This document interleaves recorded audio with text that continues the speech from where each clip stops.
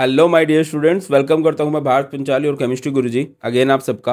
तो diamond question series start करने जा रहे हैं हम लोग बोर्ड एग्जाम्स के लिए। और आज हम डायमंड क्वेश्चन करने वाले हैं बायोमोलिक्यूल्स के, जिसमें सारे इंपॉर्टेंट प्रीवियस ईयर क्वेश्चन, सारे important MCQs, sample question paper की तैयारी हो जाएगी। इनसे बाहर करने की क्वेश्चन आपको जरूरत नहीं है।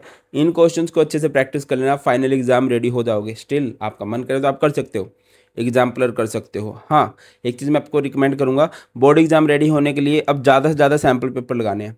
हर हफ्ते आपको एक सैम्पल पेपर लगाना है, और बेस्ट सैम्पल पेपर है ओजवाल बुक्स की तरफ से।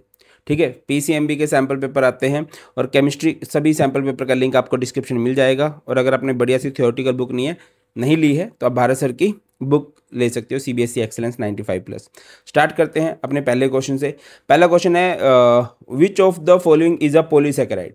सबसे पहली बात, पॉलीसैकेराइड किसे कहते हैं? ऐसे सैकेराइड जो बहुत सारे मोनोसैकेराइड देते हैं ऑन हाइड्रोलिसिस। मोनोसैकेराइड सिंपलेस्ट यूनिटों को बोलते हैं। ओलिगोसैकेराइड जो 2 से 10 मॉलिक्यूल देते हैं मोनोसैकेराइड के। पॉली मतलब मैनी। और यहाँ पर हमारे पास कौन सा एग्जाम्पल है भाई? हमारे पास एग्जाम्पल है ग्लाइकोजन।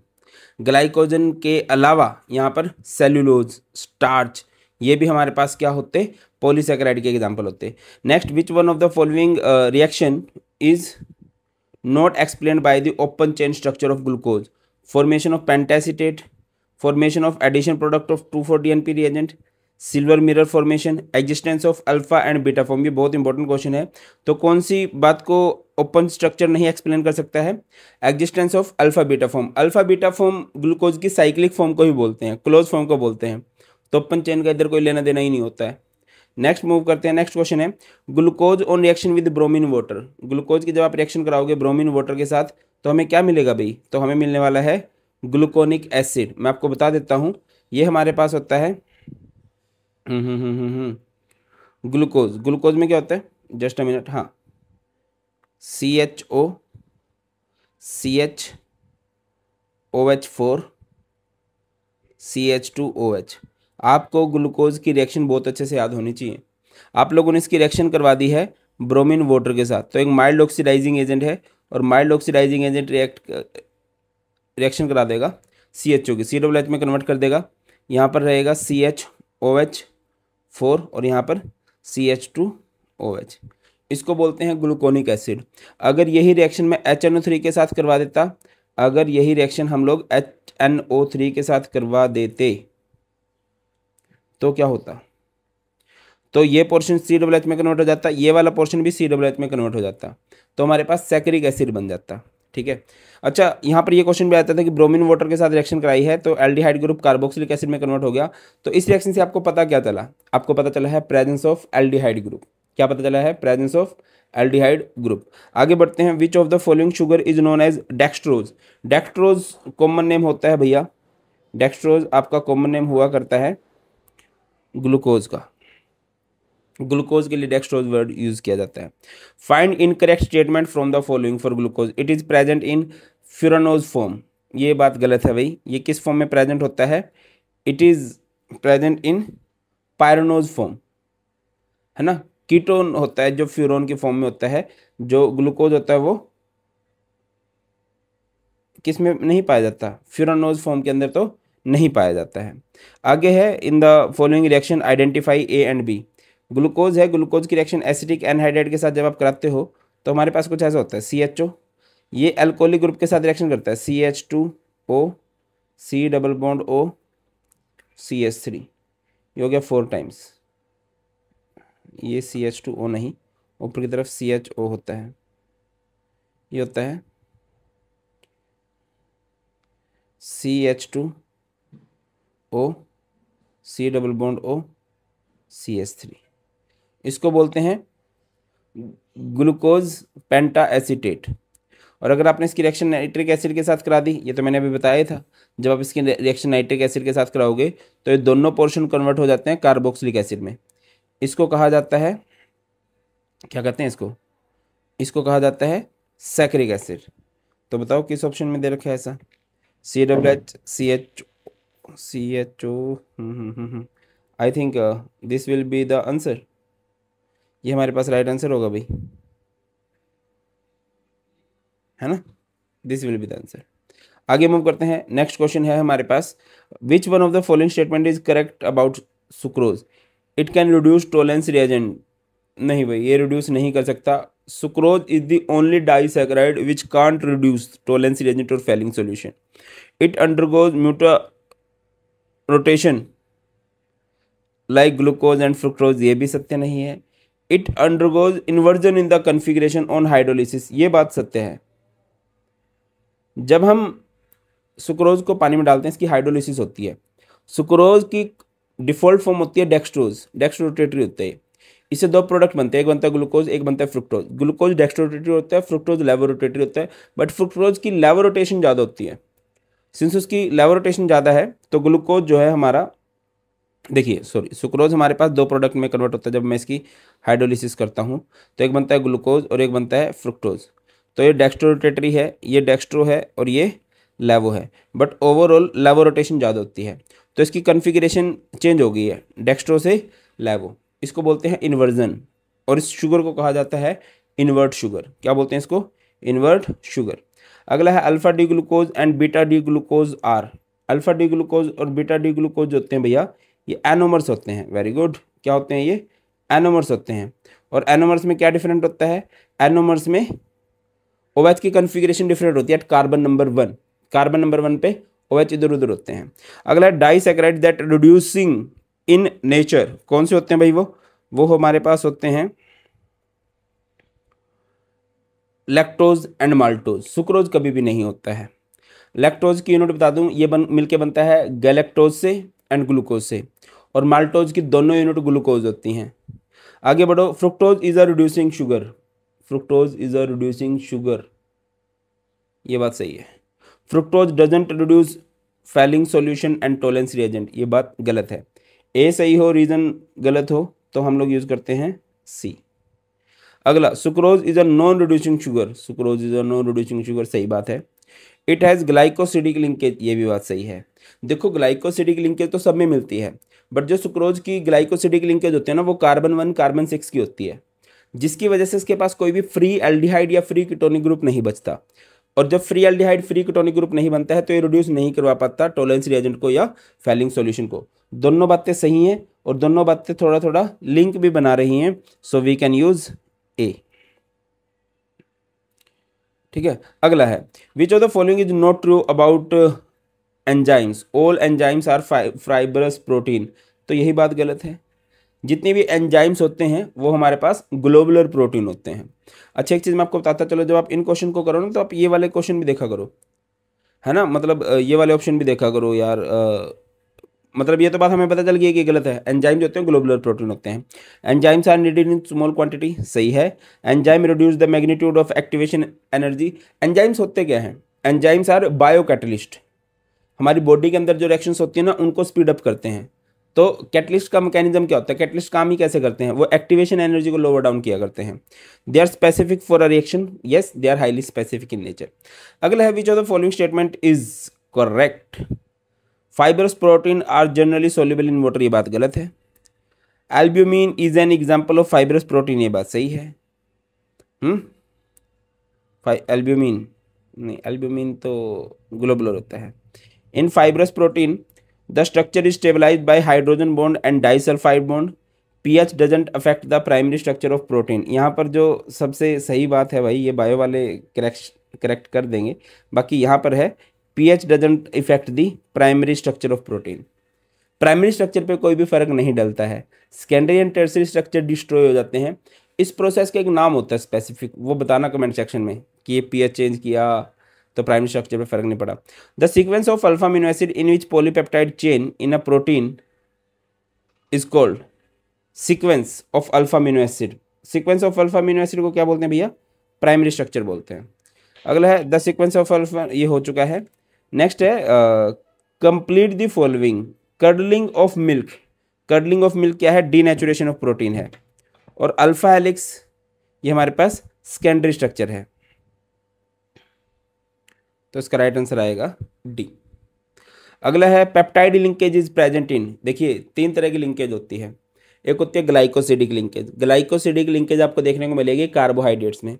इसके बाद दूसरी बात आती है पेप्टाइड लिंकेज। पेप्टाइड लिंकेज पाई जाती है प्रोटीन्स में अल्फा अमीनो एसिड्स के बीच में। एक होती है फोस्फोडाइएस्टर लिंकेज। फोस्फोडाइएस्टर लिंकेज आपको देखने को मिलती है, कहाँ देखने को मिलती है फोस्फोडाइएस्टर लिंकेज? ये आपको देखने को मिलती है भैया न्यूक्लिक एसिड में, न्यूक्लियोटाइड्स के बीच में। पेप्टाइड लिंकेज पूछी गई है, तो पेप्टाइड लिंकेज आपको देखने को मिलेगी प्रोटीन्स के अंदर। अमीनो एसिड होते हैं वो एम्फोटेरिक इन नेचर होते हैं। देखिए अगर किसी भी अल्फा अमीनो एसिड को मैं बनाने जाऊँ, सबसे सिंपल तरीका क्या होगा अल्फा अमीनो एसिड को लिखने का?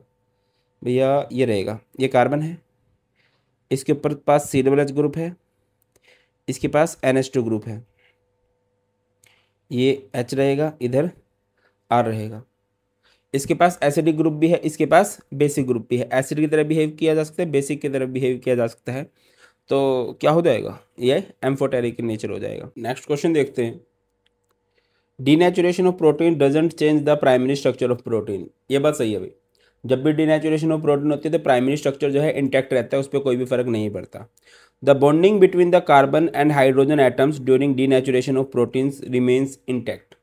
यस, जो कार्बन हाइड्रोजन की एटम्स की बॉन्डिंग होती है उस पर भी कोई फर्क नहीं पड़ता। बट डीनेचुरेशन का उसकी बॉन्डिंग से कोई लेना देना नहीं है। डीनेचुरेशन में क्या होता है कि जो कॉइल्स होते हैं ना, वो फॉइल्स होते हैं, वो अनफॉइल हो जाते हैं। कॉइल्स अनफॉइल हो जाते हैं तो एक सिंपल सा स्ट्रक्चर बन जाता है, बॉन्ड्स ब्रेक डाउन नहीं होंगे। तो यहाँ पर क्या आ जाएगा? दोनों बातें सही हैं बट लिंक नहीं है, सो वी यूज बी। अगला है proteins are found to have two different types of secondary structure, alpha helix, beta pleated sheet structure. सही है। The secondary structure of protein is stabilised by hydrogen bonding. ये भी बात सही है but आपस में लिंक नहीं बैठता है इन बातों का, तो we use B. Which of the following acid represent vitamin C? तो कौन सा एसिड होता है भाई जो विटामिन सी में होता है? That is ascorbic acid. Which of the following purine nitrogenous base with two ring structure are common to DNA and RNA? बेटा ये क्वेश्चन बहुत ज़्यादा चांस है कि आएगा ही आएगा कि कौन सा बेस है जो कॉमन है, कौन सा बेस है जो DNA में होता है, कौन सा बेस है जो सिर्फ RNA में होता है, कौन सा बेस है जो RNA में नहीं होता, कौन सा बेस है जो DNA में नहीं होता। ये अच्छे से देख लेना। तो मैं आपको बता देता हूँ, DNA में हमें देखने को मिलता है AGCT, RNA में हमें देखने को मिलता है AGCU। ठीक है, तो कॉमन क्या है? Adenine, guanine, cytosine. Adenine, guanine, cytosine, और अनकॉमन आपको दिखाई दे ही रहे हैं। तो यहाँ पर क्या कॉमन आ जाएगा? यहाँ पर आ जाएगा एडेनिन एंड गुआनिन। अगला क्वेश्चन है the vitamin which can be stored in our body are? कौन से विटामिन स्टोर हो सकते हैं? बी एंड सी स्टोर नहीं हो सकते, बाकी तो हो ही सकते हैं। तो कौन से स्टोर हो सकते हैं? A, D, E and K। अगला है मैच करना है आपने। अमीनो एसिड किससे मिलते जुलते हैं लाडले भाई?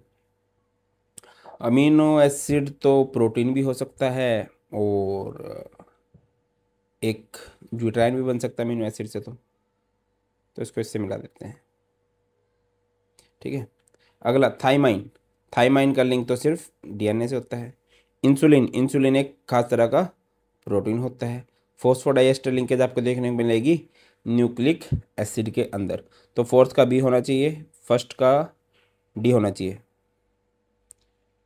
फोर्थ का बी, फर्स्ट का ए भी हो सकता है। ठीक है ना।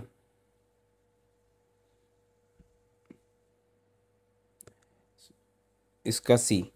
तो यहाँ पर हमारा सही ऑप्शन जो मेरे को लग रहा है सही बैठ रहा है वो ये बैठ रहा है, फर्स्ट का डी, सेकंड का सी, थर्ड का ए।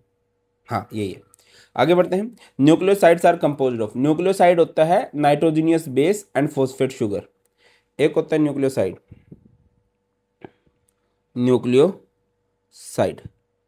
न्यूक्लियोसाइड में क्या देखने को मिलेगा? Base plus sugar plus nucleoside में फॉस्फेट ग्रुप नहीं होता। और न्यूक्लियोटाइड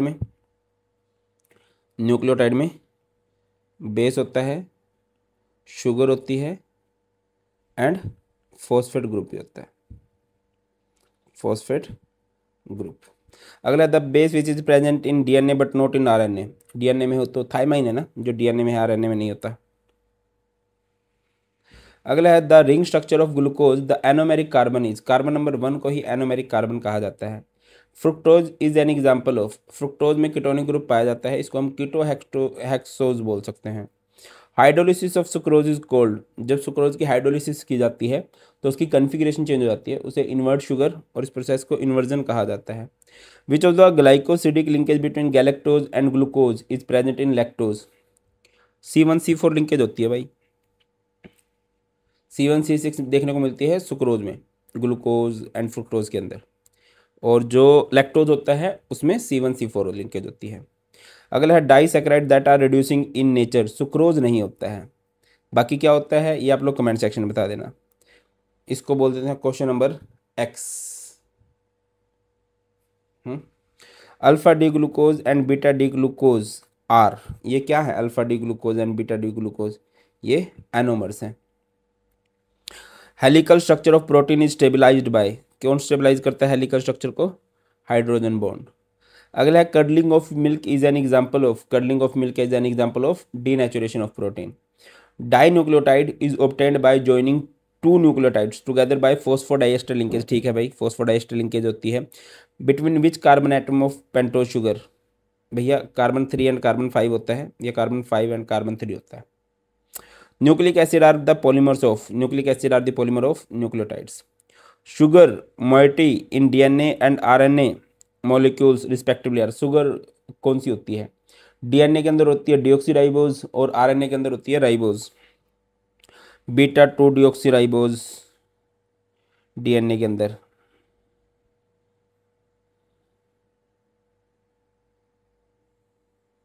ये सही लग रही है मेरे को। अगला है which of the following statement is not true about RNA, it has always double standard helix structure, ये तो डीएनए की बात है। Which of the following acid is a vitamin, इसको क्वेश्चन नंबर वाई बोल देते हैं, ये मैंने अभी कराया, ये आप लोग कमेंट सेक्शन में बता देना। Which of the following B group vitamin can be stored in our body, vitamin B12। Deficiency of vitamin K causes, ये क्या कर देता है भाई, ब्लड क्लॉटिंग टाइम को इंक्रीज कर देता है। The vitamin which can be stored in our body are, ये हमने अभी किया है जस्ट अभी, इसको क्वेश्चन नंबर जेड कर देते हैं। Question number X Y and Z का आंसर आप लोगों ने कमेंट सेक्शन में करना है। और अब इसके थ्योरेटिकल क्वेश्चन, चलिए अभी थ्योरेटिकल क्वेश्चन देख लेते हैं इस चैप्टर के। Glucose doesn't give a positive result with the Schiff reagent in the Schiff test, test based on the above information give a reason for the observation, what type of carbonyl group is present in a glucose molecule। तो ये तो आपको पता होना चाहिए glucose molecule में कैसा carbonyl group present होता है भाई, इसमें प्रेजेंट होता है हमारे पास aldehyde group.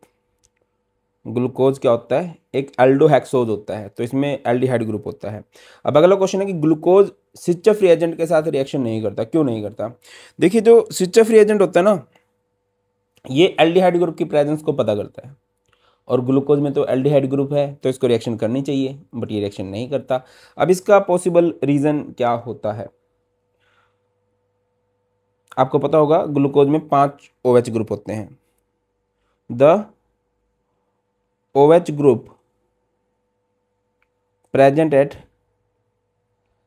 carbon 5 form a cyclic structure with aldehyde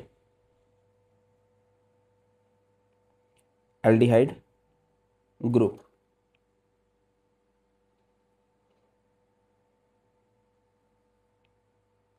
That's why glucose doesn't react with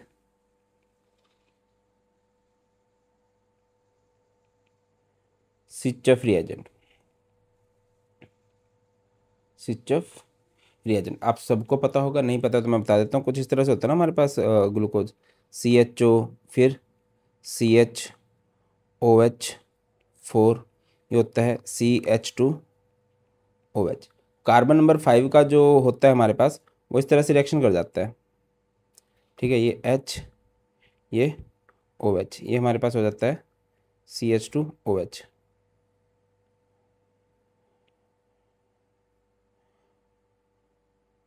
HOH, OH, HOH, इस तरह से हमारे पास ये बन जाता है। ये जो कार्बन नंबर 5 वाला OH होता है ना, वो एल्डिहाइड ग्रुप के साथ एक साइक्लिक स्ट्रक्चर बना लेता है। तो एल्डिहाइड ग्रुप ही यहाँ से खत्म हो जाता है, और जब एल्डिहाइड ग्रुप खत्म हो जाता है तो सिचेफ रिएजेंट के साथ रिएक्शन कर नहीं पाएगा भाई। आगे मूव करते हैं। नेक्स्ट है right a balanced reaction for the balanced equation for the reaction between glucose and hydrogen cyanide. What inference मतलब information can we draw from it? क्या होता है हमारे पास, इस तरह से हमारे पास ग्लूकोज होता है, C डबल बॉन्ड OH इधर, CHOH4 इधर, CH2OH। फिर इसकी रिएक्शन जब मैं हाइड्रोजन साइनाइड के साथ कराऊंगा, ये हमारे पास है HCN, पेन की थिकनेस थोड़ी सी बढ़ाने की आवश्यकता मुझे लग रही है। तो क्या होगा, ये देखिए ऐसा होता है, H पॉजिटिव होता है और CN नेगेटिव होता है, और कार्बन गोज टू कार्बन वाली बात है, ये negative portion goes to carbon वाली बात होती है। तो हो जाता है C, इधर है H, इधर हमारे पास बनेगा एक तो OH और एक बनेगा CN, और बाकी सब कुछ एज इट इज़ रहेगा, CHOH4 और यहाँ पर है CH2OH। तो यहाँ पर जो कंपाउंड बना है उसे बोलते हैं ग्लूकोज साइनोहाइड्रिन। क्या बोलते हैं इसको? Glucose cyanohydrin. अब इस रिएक्शन से हमें पता क्या चलता है? इस रिएक्शन से हमें ये पता चलता है कि यहाँ पे कार्बोनिल ग्रुप प्रेजेंट है, प्रेजेंस ऑफ कार्बोनिल ग्रुप हमें कंफर्म हुई है। अगले क्वेश्चन पे चलते हैं। नेक्स्ट है हमारे पास समिता नहीं है, Samta reacted glucose with acetic acid. Samta ने ग्लूकोज को रिएक्ट करवाया है with acetic acid. Will the reaction help her to determine the number of secondary alcoholic group and the number of primary alcoholic group that are present in a glucose molecule? Justify your answer. Samta ने क्या किया? Glucose लिया। Glucose ऐसे होता है, अभी बता के हटे हैं यार। हाँ, ये है CHO, CHOH4, CH2OH। जब आप इसकी रिएक्शन एसिटिक एनहाइड्राइड के साथ कराओगे क्या होता है? CH3, C double bond O, C double bond O, CH3। तो क्या हो जाएगा यहाँ से? यहाँ से ये पोर्शन बाहर निकल जाएगा, यहाँ से निकल जाएंगे हमारे H, है ना, और यहाँ से हमारे निकल जाएंगे ये। तो हमारे पास कुछ इस तरह से प्रोडक्ट बन के आएगा, CHO, C double bond O, CH3, ये बनेगा हमारे पास 4 टाइम्स, और ये बन जाएगा CH2O, C double bond O, CH3। अब आप ध्यान से समझो यार, ये हमारे पास सेकेंडरी अल्कोहल है, ये हमारे साथ प्राइमरी अल्कोहल है। तो जब एसिटिक एनहाइड्राइड के साथ रिएक्शन हुई तो कुछ पता चला क्या? उसने कुछ डिफरेंस किया गया कि नहीं यार ये प्राइमरी अल्कोहल है, इसके साथ मैं रिएक्शन नहीं करूंगा, सेकेंडरी अल्कोहल है, इसके साथ मैं रिएक्शन कर लूंगा? नो। तो क्या लिख सकते हो आप यहाँ पर आंसर, आप अगर लिखना चाहो तो?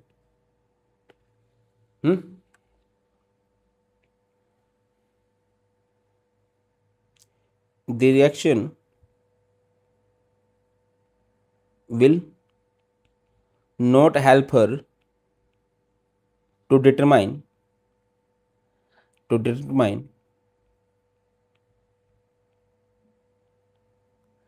primary and secondary alcohol। उसको बिल्कुल नहीं पता चलने वाला कि यहाँ पर कौन सा प्राइमरी अल्कोहल है, कौन सा सेकेंडरी अल्कोहल है। क्यों? Because primary and secondary both alcohol react with acetic anhydride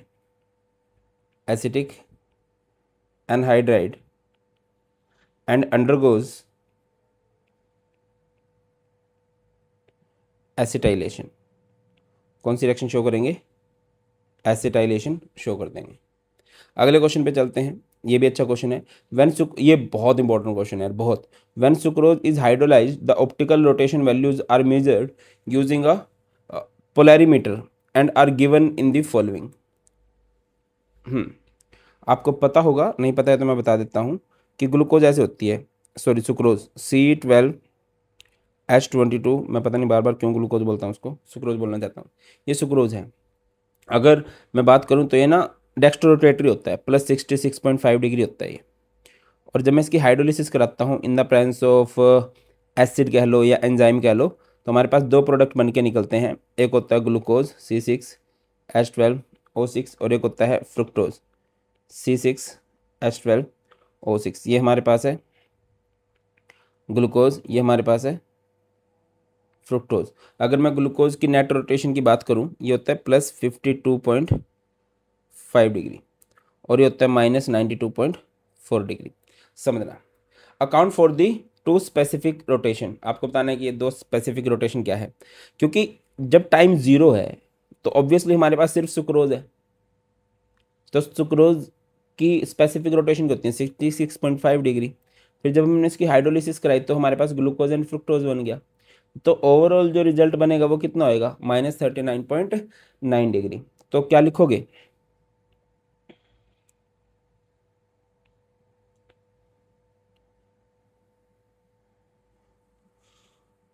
sucrose is dextrorotatory in nature, dextrorotatory in nature. On hydrolysis it gives, क्या देगा भाई हमें, it gives dextrorotatory glucose and laevorotatory sucrose, laevorotatory sucrose नहीं fructose, है ना। Net rotation of fructose is higher than laevorotation of fructose is higher than glucose, so overall mixture is laevorotatory. और यहाँ पर कन्फिग्रेशन अगर आप देखो, स्पेसिफिक रोटेशन अगर आप देखो तो वो चेंज हो चुकी है, इसी को बोलते हैं inversion of sucrose. What is the specific name given to the sucrose, इस शुगर को कहा जाता है इन्वर्ट शुगर। सुक्रोज है, डेक्स्ट्रोरोटेटरी है, जब मैं इसकी हाइड्रोलिसिस करूंगा तो डेक्स्ट्रोरोटेटरी एंड लैबोरोटेटरी प्रोडक्ट मिलेगा। इन दी एंड टोटल जो रोटेशन है वो लैबोरोटेशन होती है, तो इन्वर्जन हो चुका है, इस शुगर को कहा जाता है invert sugar. One of the product formed during the hydrolysis of sucrose is glucose that react with hydroxylamine. तो हमारे पास ग्लूकोज है CHO CH2OH4 और यहाँ पर है CH2OH, यहाँ पर CH2OH4 नहीं होता, यहाँ पर होता है CHOH4। हमने इसकी रिएक्शन कर दी हाइड्रोक्सिलामाइन के साथ। क्या होता है हाइड्रोक्सिलामाइन भाई, हाइड्रोक्सिलामाइन हमारे पास होता है NH2OH। तो ये जो हमारे पास कार्बोनिल ग्रुप है या कह लो ये जो हमारे पास एल्डिहाइड ग्रुप है, ये इस तरह से रिएक्शन कर जाता है इसके साथ, ठीक है। यहाँ से क्या हो जाएगा, H2O बाहर निकल जाएगा, ये क्या बन गया CH और इधर डबल बॉन्ड NOH, इधर क्या बन गया CHOH4। और इसको क्या बोल देंगे CH2OH, और इसको कहा जाता है, इस पूरे का नाम होएगा ग्लूकोज ऑक्साइम। इस शुगर का क्या नाम दिया जाएगा, specific name sucrose based on the above observation, इसे कहा जाता है इन्वर्ट शुगर। क्या कहा जाएगा, इन्वर्ट शुगर। आगे बढ़ते हैं। What happens when D glucose is treated with bromine following reagent. Bromine water के साथ हम लोग रिएक्शन कर चुके हैं, चलो एक बार मैं दोबारा कराता हूँ। ये हमारे पास है CHO, ये है CHOH4 और इधर है CH2OH। मैंने इसकी रिएक्शन करा दी ब्रोमीन वाटर के साथ, ब्रोमीन वाटर तो एक माइल्ड ऑक्सीडाइजिंग एजेंट है, सिर्फ एल्डिहाइड को ही ऑक्सीडाइज करवा पाता है, CHOH4 और इधर है CH2OH। और अगर मैं इसकी रिएक्शन करा देता हूँ HNO3 के साथ, तो HNO3 एक स्ट्रॉन्ग ऑक्सीडाइजिंग एजेंट है जो दोनों पोर्शन को कार्बोक्सिलिक एसिड के अंदर कन्वर्ट कर सकता है। ये CHOH4 और इधर CH2OH। यहाँ पर ये जो भाई साहब बने हैं इनको बोलते हैं ग्लूकोनिक एसिड, ग्लूकोनिक एसिड। और ये जो भाई साहब बने हैं इनका नाम होता है सैकरिक एसिड, सैकरिक एसिड। तो हमने दोनों रिएक्शन करके दिखा दिया आप लोगों को। बट आपसे अगर ये पूछा जाए कि इस रिएक्शन से क्या इन्फॉर्मेशन मिलती है, जब आप ब्रोमीन वाटर के साथ रिएक्शन कराते हो ना तो एल्डिहाइड ग्रुप का पता चलता है कि यहाँ पर एक एल्डिहाइड ग्रुप है। और जब आप HNO3 के साथ रिएक्शन कराते हो ना तो presence of, okay very good, ये CH2OH नहीं होता, इसकी भी ऑक्सीडेशन हो जाती है, ये हो जाता है, ये हमारे पास हो जाएगा COOH। तो इस रिएक्शन से हमें क्या पता चलता है, एल्डिहाइड ग्रुप है। और इस रिएक्शन से हमें क्या पता चलता है कि हमारे पास एक प्राइमरी अल्कोहल है। Account for the following, there are 5 OH group. 5 OH group का कैसे पता चलेगा, अभी हम लोगों ने रिएक्शन करी थी, इसकी रिएक्शन करा दी थी ना हमने एसिटिक एनहाइड्राइड के साथ, ये रहा है ना, तो इससे हमें पता चल गया था। और अगली बात इसने पूछी है, glucose is a reducing sugar, ये कैसे पता चलेगा, ये रिड्यूस कर सकता है टोलेंस रिएजेंट को एंड फैलिंग सॉल्यूशन को। हाँ, तो ये हमारे पास मान के चलो ग्लूकोज है, CHOCHOH4 और यहाँ पर CH2OH। तो जब आप लोग इसकी रिएक्शन कराओगे टोलेंस रिएजेंट के साथ, मान के चलो इसकी रिएक्शन करा दी, टोलेंस रिएजेंट क्या होता है, Cu2 पॉजिटिव एंड यहाँ पर आ गया 2H2O, इसको 2 टाइम्स ले लेना, तो क्या हो जाएगा, ये खुद को तो ऑक्सीडाइज कर लेता है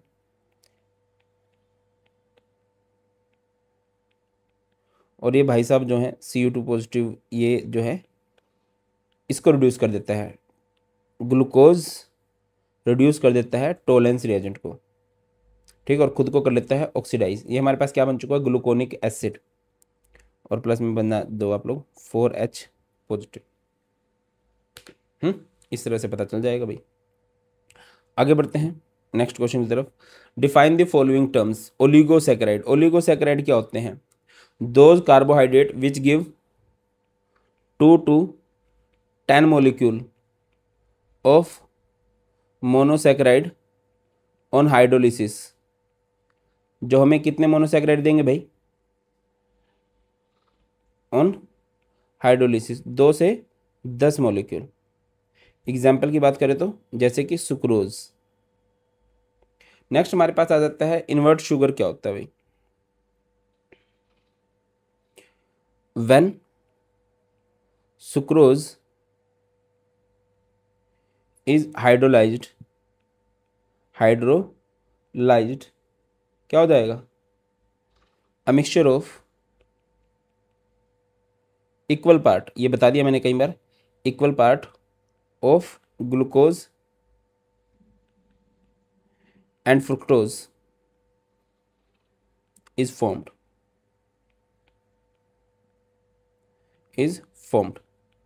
एंड इस मिक्सचर को ही हम लोग क्या बोलते हैं भाई, इस मिक्सचर को ही क्या बोलते हैं, इन्वर्ट शुगर बोलते हैं। इन्वर्ट शुगर में हो क्या जाता है, स्पेसिफिक रोटेशन चेंज हो जाती है सुक्रोज की, डेक्स्ट्रो रोटेशन से लेवो रोटेशन के अंदर। आगे बढ़ते हैं, name the disaccharide which on hydrolysis gives 2 molecule of glucose. बेटा ये पता होना चाहिए। देखिए एक होता है हमारे पास सुक्रोज, जब आप सुक्रोज की हाइड्रोलिसिस करते हो ना तो हमें मिलता है ग्लूकोज एंड फ्रुक्टोज। जब आप लैक्टोज की हाइड्रोलिसिस करते हो ना तो आपको मिलता है गैलेक्टोज एंड ग्लूकोज। जब आप माल्टोज की हाइड्रोलिसिस करते हो ना, माल्टोज की, तब आपको मिलता है ग्लूकोज एंड ग्लूकोज। तो ये आपको पता होना चाहिए, ठीक है ना, ये पूछा जा सकता है। अगला है right the name of the linking joining two monosaccharide. Monosaccharides को जोड़ने में किस लिंकिंग का यूज़ किया जाता है बेटा, इसको कहा जाता है ग्लाइकोसिडिक लिंकेज, ग्लाइकोसिडिक लिंकेज, क्या बोलते हैं इसको, ग्लाइकोसिडिक लिंकेज। अगला क्वेश्चन है right the product of hydrolysis of lactose. Lactose की जब हाइड्रोलिसिस कराई जाएगी तो हमें गैलेक्टोज एंड ग्लूकोज मिलेगा भाई, है ना। और बहुत स्पेसिफिक होकर नाम करो तो beta D glucose and beta D galactose उनका नाम होगा। नेक्स्ट क्वेश्चन है write chemical reaction to show that open structure of D glucose contain straight chain. Straight chain कैसे पता करोगे, ये नहीं किया हमने तो मैं इस रिएक्शन को करा देता हूँ। CHOH4 CH2OH। जब आप लोग इसकी रिएक्शन कराओगे ना HI के साथ, एक बढ़िया रिड्यूसिंग एजेंट होता है, तो इसको हाइड्रोकार्बन में कन्वर्ट कर देता है, CH3 CH2 CH2 CH2 CH2 CH3, ये हमारे पास है एनहेक्सेन। तो इस रिएक्शन से हमें पता चल जाता है कि यहाँ पर एक स्ट्रेट चेन है। अगला क्वेश्चन आपसे पूछा गया है 5 एल्कोहलिक ग्रुप कैसे पता चलेगा, एसिटिक एनहाइड्राइड के साथ रिएक्शन करा दो। एल्डिहाइड कार्बोनिल ग्रुप है तो इसकी रिएक्शन ब्रोमीन वाटर के साथ करा दो। नेक्स्ट है right the product when D glucose react with concentrated HNO3, कर चुके हैं। जब कंसनट्रेटेड HNO3 रिएक्ट करता है डी ग्लूकोज के साथ तो हमारे पास क्या बनता है, that product is known as saccharic acid. Glucose on reaction with acidic anhydride gives glucose pentacetate. What does it suggest about the structure of glucose? बताओ भाई, जब ग्लूकोज की रिएक्शन एसिडिक एनहाइड्राइड के साथ कराई तो हमें ग्लूकोज पेंटासीटेट मिलता है। इस रिएक्शन से हमें क्या पता चलता है, इस रिएक्शन से हमें पता चलता है कि यहाँ पर 5OH ग्रुप है। अगले क्वेश्चन पे चलते हैं। नेक्स्ट है which one of the following is the disaccharide, बताइए डाइसैकेराइड कौन सा है इनमें से। इनमें सुक्टार्च एक पॉलीसैकेराइड है, माल्टोज हो सकता है, माल्टोज ही है, फ्रुक्टोज और ग्लूकोज मोनोसैकेराइड है। अगला है right the product obtain when D glucose react with NH2OH, इसको बोलते हैं हाइड्रोक्सिलामाइन, अभी बनाया था हमने, ऑक्साइम बनता है। Which one of the following is a monosaccharide, monosaccharide कौन सा है ब्रो इसके अंदर, माल्टोज। स्टार्च एक पॉलीसैकेराइड है, माल्टोज एक डाइसैकेराइड है, सेलुलोज एक पॉलीसैकेराइड है। अगले क्वेश्चन पे चलते हैं। Name an important carbohydrate which make the cell wall of bacteria and plants, what is the basic unit of this carbohydrate, बताओ भाई कौन सा होता है वो हमारे पास होता है भाई सेलुलोज, है ना। जो सेल वॉल बनाता है उसको हम लोग क्या बोल देते हैं, जो भी सेल वॉल बनाएगा उसे बोल देंगे cellulose.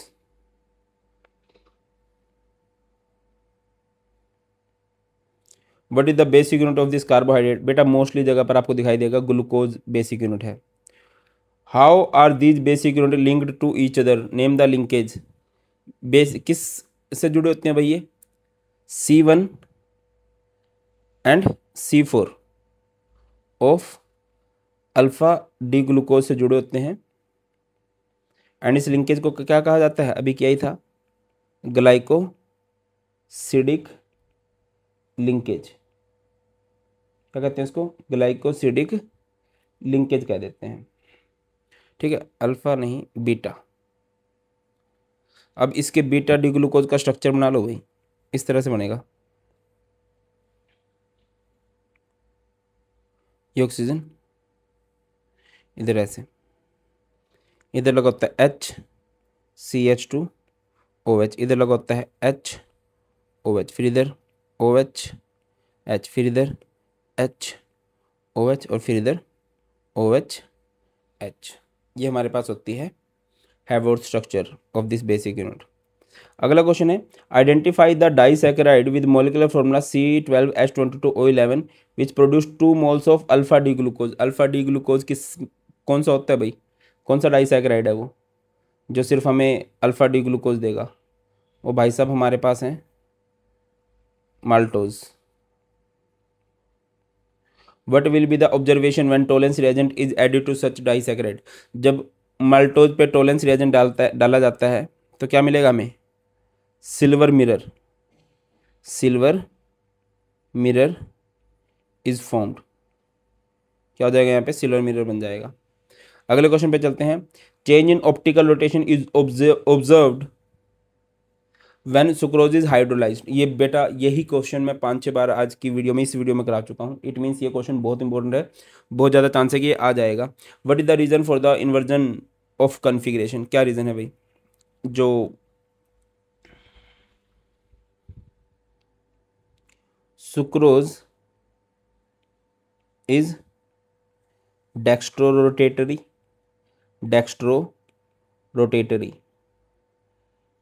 but on hydrolysis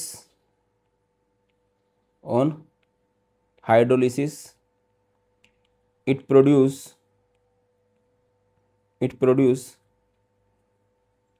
dextro rotatory sucrose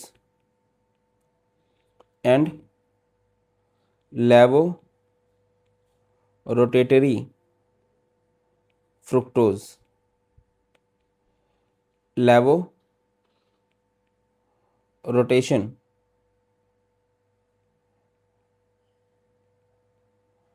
of fructose is higher than dextro rotation. Writing इतनी सुंदर आ रही है ना, मेरे को तो ये लगता था आईपैड पे मेरे जैसे मोती कोई नहीं जड़ता, बट ये तो बहुत ही गंदी राइटिंग है। Dextro rotation of glucose, so product is laevorotatory. तो प्रोडक्ट हमारे पास ओवरऑल क्या कहलाएगा, laevorotatory. Hence inversion of configuration is observed. हमारे पास क्या हो जाएगा, इन्वर्जन ऑफ कॉन्फ़िगरेशन हमें देखने को प्राप्त होगा। भाई हाँ, कॉन्फ़िगरेशन इन्वर्स हो चुकी है। क्लियर है, तो यही है, और तो क्या ही है। क्वेश्चन की तरफ बढ़ते हैं। नेक्स्ट क्वेश्चन है हमारे पास, define the following term glycosidic linkage. क्या होती है ग्लाइकोसिडिक लिंकेज भाई?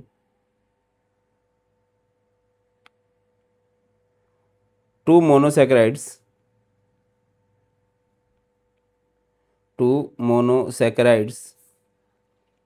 are attached to each other by the loss of water molecule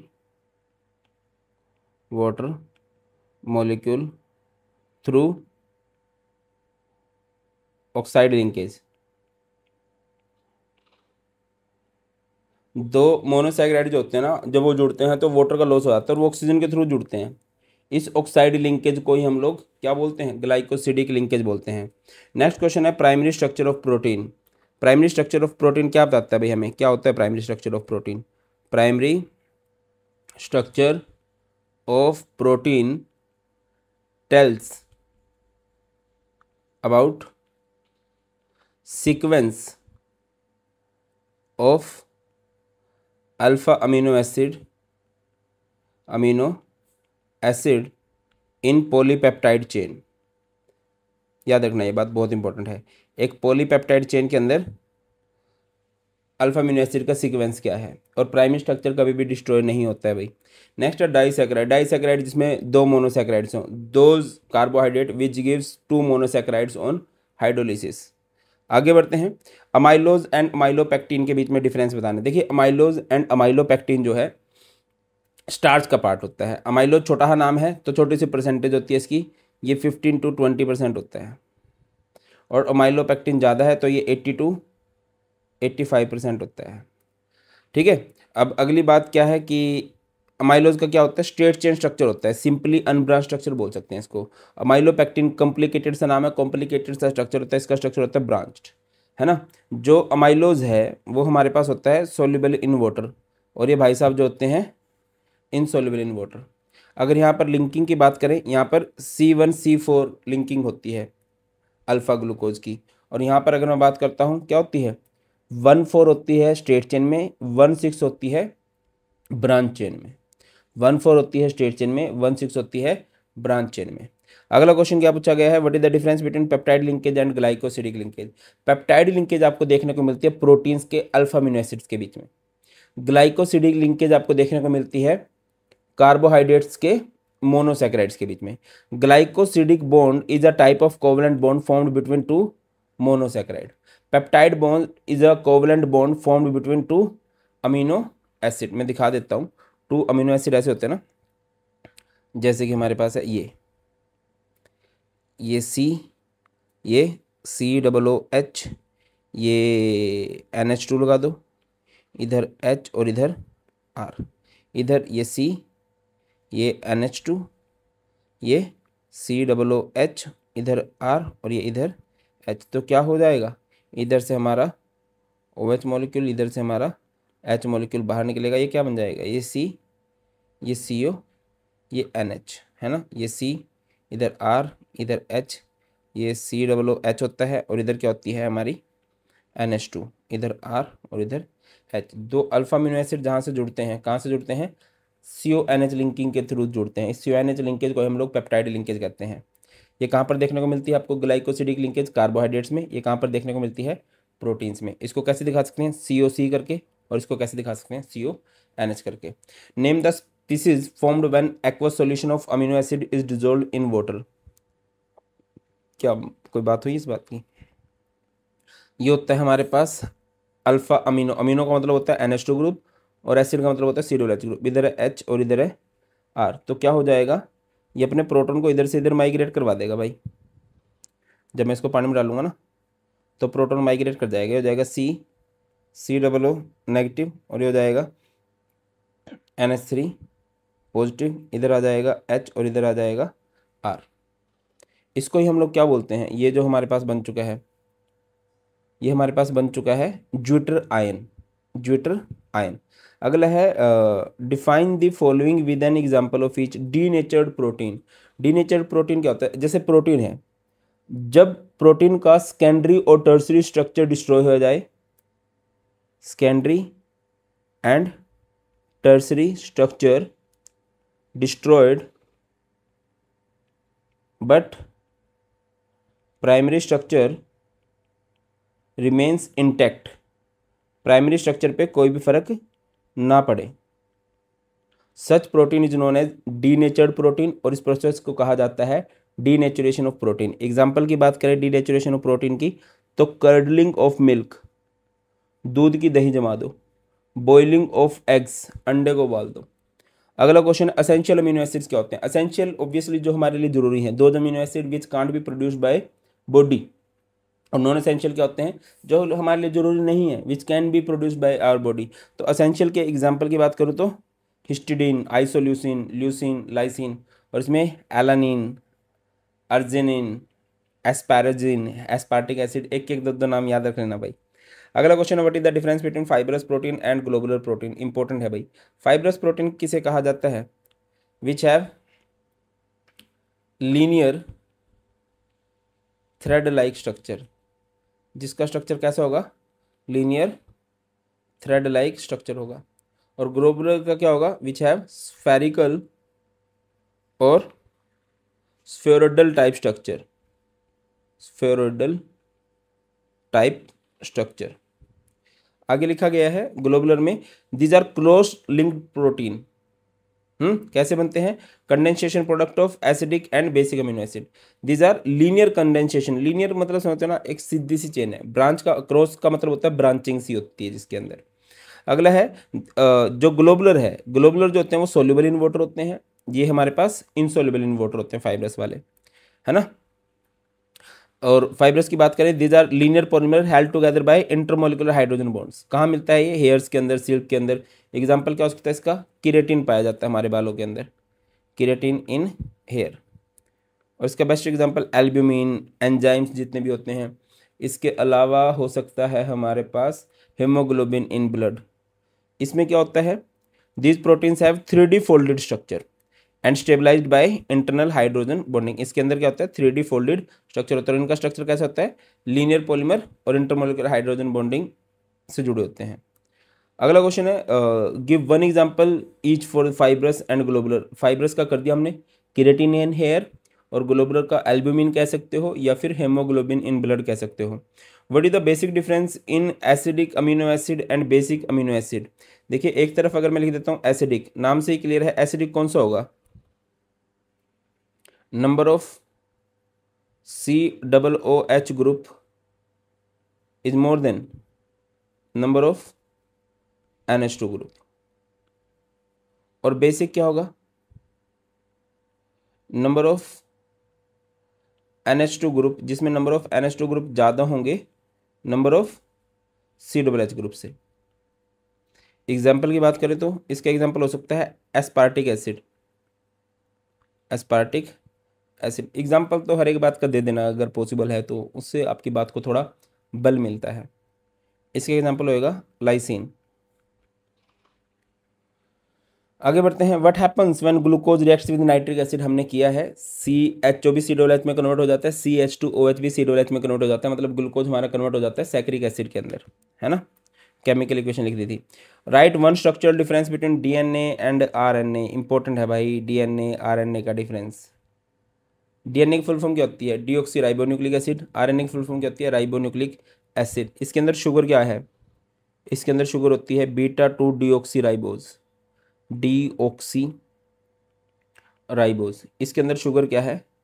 इसके अंदर शुगर आपको मिलती है राइबोज।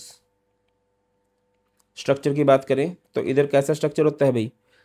डबल हेलिक्स स्ट्रक्चर होता है इसका, डबल हेलिक्स। इसका कैसा स्ट्रक्चर होता है? इसके स्ट्रक्चर की बात करें तो सिंगल हेलिक्स स्ट्रक्चर होता है भाई, सिंगल हेलिक्स। अगली बात करें बेस क्या होते हैं इसके अंदर? इसके अंदर बेस पाया जाता है AGCT, adenine guanine cytosine thymine.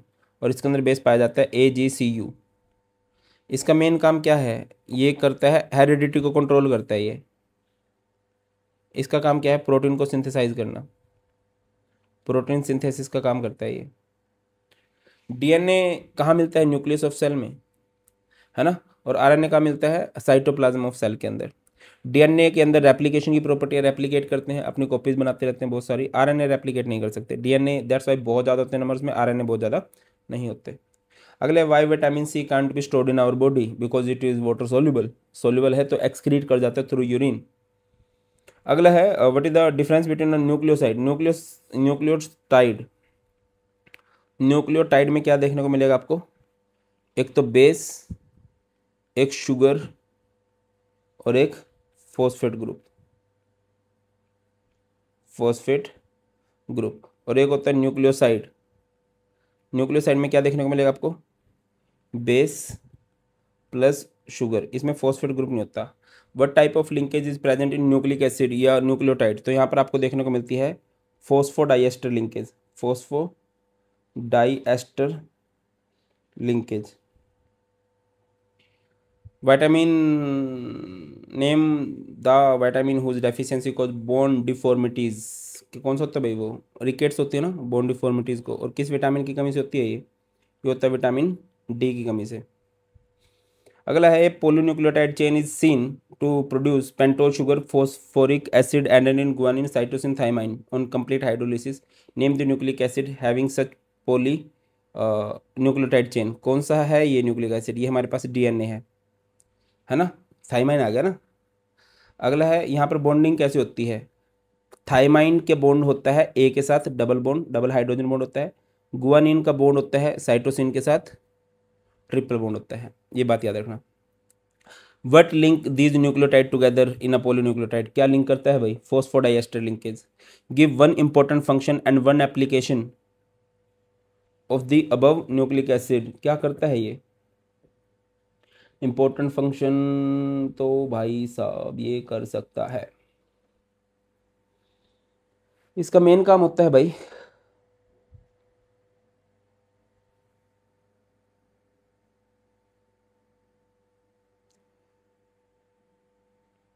Control heredity effect या transfer heredity effect from one generation to next generation. मैंने आपको बताया था कि जो हमारा बोलने का स्टाइल, चलने का स्टाइल है, वो हमें अपने पेरेंट्स से मिला है, ग्रैंड पेरेंट्स से मिला है। ठीक है। फ़ायदा क्या है इसका भाई? डीएनए फिंगर प्रिंटिंग में काम आता है ये। डीएनए फिंगर प्रिंटिंग क्या होता है? जब कोई क्राइम हो जाता है तो क्रिमिनल को ढूंढना है, या फिर कोई एक्सीडेंट वगैरह हो जाता है, बहुत बड़ा एक्सीडेंट हो जाता है, तो बहुत सारी बॉडीज़ होती हैं, तो बॉडीज़ कैसे सौंपी जाएंगी? शक्ल वगैरह तो नहीं पहचान में आएगी। फिर वहाँ पर डीएनए फिंगर प्रिंटिंग का काम आता है। डीएनए फिंगर प्रिंटिंग किस तरह से काम आती है? स्पेसिफिक सीक्वेंस जो होता है वो क्या होता है?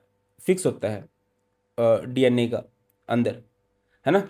स्पेसिफिक सीक्वेंस ऑफ बेसिस जो होता है डीएनए के अंदर रिस्पॉन्सिबल होता है किसके लिए? पैटर्निटी के लिए, या बिल्कुल यूनिक होता है हर एक बंदे के लिए। इस तरह से हमें पता चलता है कि यार इसके पेरेंट्स ये हैं और ये इस कॉमन पर्सन की आइडेंटिटी है। हम्म।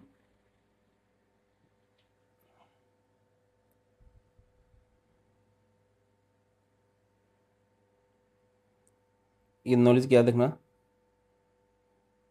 A sequence of basis